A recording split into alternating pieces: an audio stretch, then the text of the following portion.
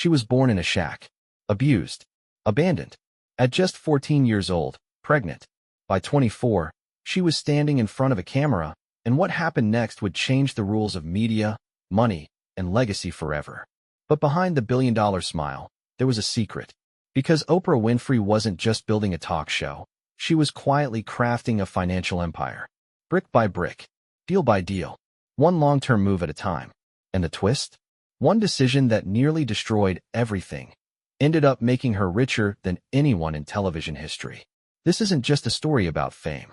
This is how Oprah hacked the system and came out on top. So, how did she do it? Stay with me. Long before the world knew her name, Oprah Winfrey was just a little girl growing up in rural Mississippi. Dirt floors, no running water. Raised by her grandmother, she wore dresses made from potato sacks. And yet, even then, she spoke like a queen.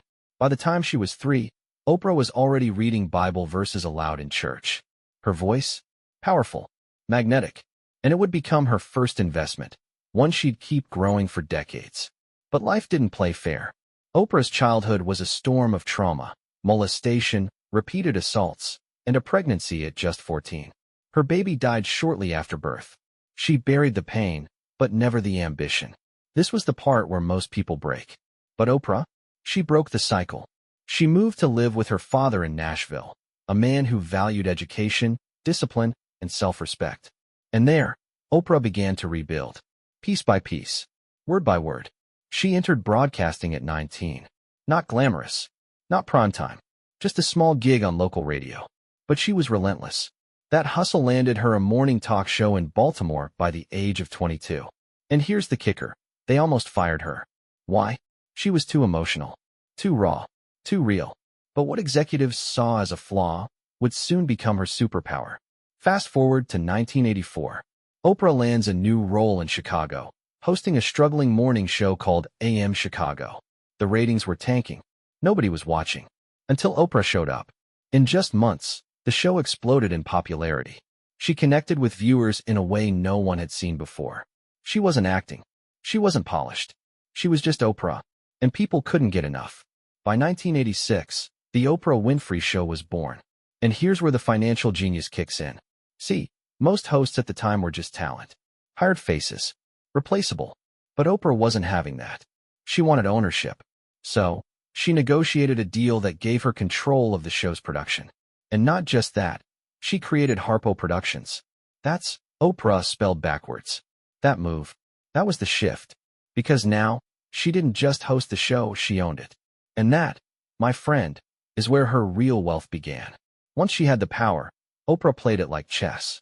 She diversified. She invested in herself, her brand, and most importantly, her freedom. She bought studio space in Chicago. She built a team. She launched spin-offs, magazines, radio, a cable network. Harpo wasn't just a production company. It was a machine. But here's where the twist comes in. In the early 2000s, Oprah made a risky pivot. She started investing in real estate. Not flashy purchases, but strategic ones. A massive estate in Montecito, California. Land in Hawaii. Development projects behind the scenes. While everyone else was flipping homes, Oprah was holding. Long-term. Watching her assets grow like her ratings once did. And then, another left turn. Philanthropy. She poured millions into education. Built schools. Funded scholarships. But don't get it twisted, this wasn't charity for PR. It was part of her strategy. Because philanthropy built legacy. And legacy lasts longer than ratings. By the early 2000s, Oprah had achieved what most media moguls only dreamed of. But then, she made a move that shocked even her closest advisors. She left her legendary talk show. Walked away from the cash cow. After 25 years of being the queen of daytime television, Oprah was done. And in its place, a cable network. OWN, the Oprah Winfrey Network. It sounded brilliant on paper. A network built around her brand, her voice, her values. But when the cameras rolled, OWN bombed. Low ratings. High costs. Content that didn't connect. Within months, critics called it a failure. Oprah herself admitted she was in over her head. It looked like the empire was cracking. But here's where her long-term mindset kicked in. Instead of pulling the plug, Oprah pivoted. She restructured OWN's leadership, partnered with Discovery, and shifted focus. From broad, bland programming to deeply personal, storytelling content that mirrored her own journey. The numbers turned around. Slowly, but steadily. And that's the thing about Oprah. She doesn't invest for the short term. She doesn't play to impress the crowd. She plays to win the decade. While OWN was stabilizing, Oprah wasn't just waiting. She was quietly making power plays behind the scenes. In 2015, she made a move no one saw coming. She bought a 10% stake in Weight Watchers. Now pause. This wasn't just a random brand deal. Oprah knew exactly what she was doing.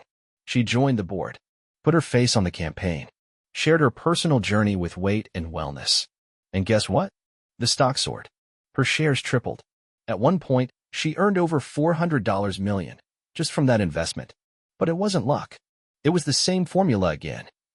Invest in yourself. Believe in your voice. Align with brands you authentically stand for. And it wasn't the last time she'd flexed this muscle.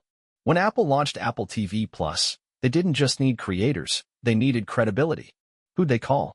Oprah. She signed a multi-year content deal. No gossip. No drama. Just deep conversations, real storytelling, and global reach without ever needing to own the platform. She didn't build another studio. She licensed her brilliance. Because that's the lesson. Ownership is powerful, but leverage is everything. By now, Oprah's net worth had crossed the billion-dollar mark. She'd entered the elite club, but she didn't flash it. She strategized with it. Real estate? She's one of the largest private landowners in Montecito, California. Investments? Diversified. Strategic. Many of them never even made the headlines. And philanthropy? Still front and center. She's donated hundreds of millions to causes ranging from education to health to empowerment. But again, it's part of the master plan. Because every donation, every scholarship, every school she builds, it reinforces her brand, her values, her voice. And in this game of legacy, that's the only currency that lasts forever. So what's Oprah's real secret? She didn't just host conversations. She started owning the rooms they happened in. She didn't just chase money. She chased meaning and let money follow.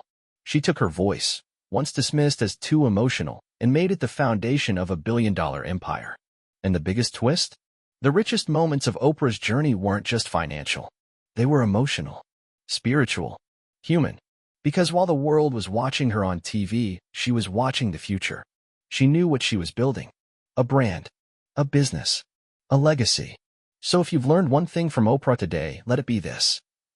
Invest in yourself first. Own your name. And never underestimate the power of playing the long game.